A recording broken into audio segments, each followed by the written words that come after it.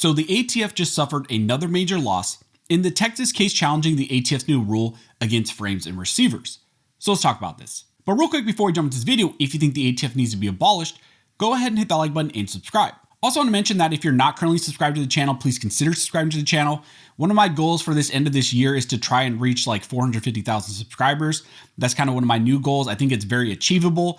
Some of you have mentioned 500,000 subscribers. I don't know if that's really achievable, but that would also be awesome. So if you're not currently subscribed, please consider subscribing. It would kind of be a free Christmas gift you can give me. And all that really does help the channel to grow and to reach more people. How's it going, everyone? My name is Anthony Miranda. I am a licensed and practicing attorney in the state of California with an emphasis on Second Amendment rights. I've been part of Second Amendment litigation both at a state level and a national level while serving as a staff attorney with the Firearms Policy Coalition legal team. My goal with these videos is not to provide you any legal advice, but instead to give you greater insight into the inner workings of Second Amendment litigation and help you understand what's currently going on in the battle for our right to keep and bear arms. As I mentioned in the intro, in this video we will be discussing how the ATF just suffered another major loss in the Texas case challenging the ATF's new rule against frames and receivers. The case we're talking about in this video is called Vanderstock v. Garland.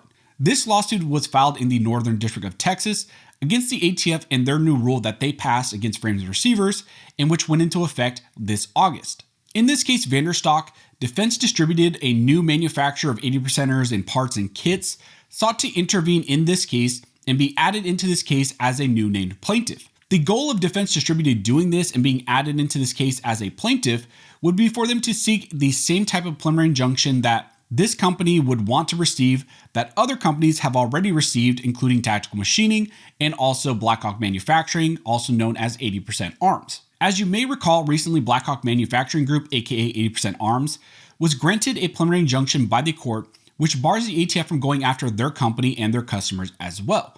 The ATF did not want 80% Arms to be allowed into the case as a new plaintiff, as a new named plaintiff, because the ATF feared that Blackhawk Manufacturing Group, if added into this case, would be granted the same type of preliminary injunction, the same type of one that was already granted to a different company called Tactical Machining. And ultimately, that's exactly what happened. When Blackhawk Manufacturing Group was added into the case as a new named plaintiff, they filed for a preliminary injunction, and ultimately the court gave them the same type of preliminary injunction that was already granted to that other company, Tactical Machining. And that route is now being followed by Defense Distributed, and they're going to try and do the same thing. This whole lawsuit arose out of the ATF's creation of their new rule regulating unfinished frames and receivers. The new rule by the ATF is essentially a restriction on the sale of 80%er kits. Under this new rule, 80%er kits are treated to actually be firearms. This new rule went into the regulatory definition of a firearm and changed the definition through a web of references in the regulation so that now 80%er kits are actually considered to be firearms. Since these 80%er kits are treated and considered to actually be firearms, they are now subject to serialization requirements and background checks as well. In this case, Vanderstock, the original plaintiff, sued the ATF and are seeking for the federal court to find that this new rule is invalid under the Second Amendment because it's a violation of the Second Amendment, along with various other things as well. In this lawsuit, the plaintiffs also requested a preliminary injunction from the court to enjoin, i.e. halt the enforcement of the ATF's new rule, while this case is currently making its way through the legal process. On review, federal court judge Reed O'Connor granted a limited preliminary injunction against the ATF.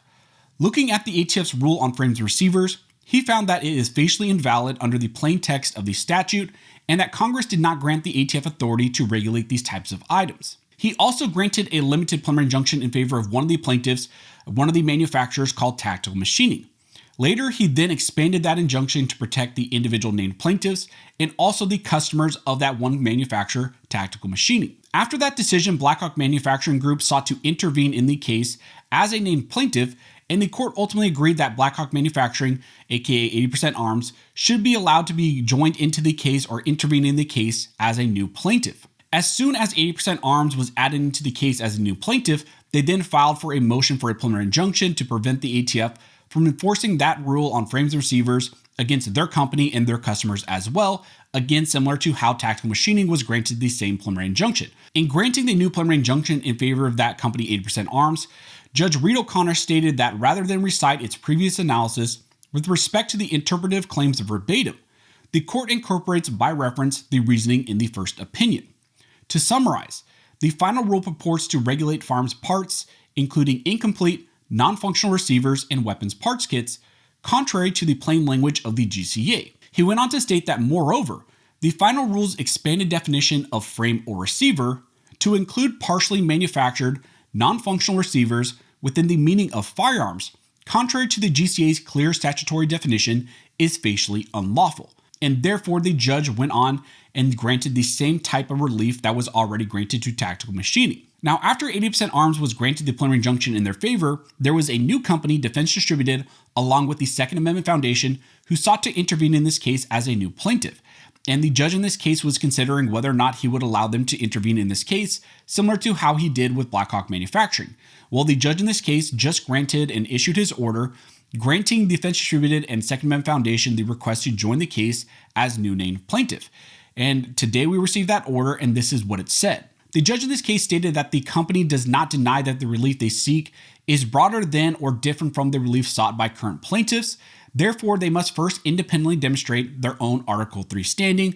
Again, I'm not going to go deep into standing, but standing is something you have to prove to be part of a case like this. Demonstrating Article 3 standing requires, Judge Reed O'Connor stated, an intervener like a plaintiff to articulate injury in fact, causation, and redressability. He then states that the plaintiffs have clearly demonstrated injury in fact since they ceased selling certain products. They also have shown causation because the only reason the Defense Distributed company here stopped selling these products and slowed down their whole business was because of that ATF final rule against frames and receivers. And finally, he stated that the injury can be properly redressed by an order by the court because the whole issue at hand is the ATF's regulation of these types of frames and receivers, and the halting of that enforcement would in fact redress that injury. The judge in this case also went on to find that the Second Amendment Foundation, the other organization trying to join this case, also satisfied the standing requirements and therefore could join the case as a plaintiff.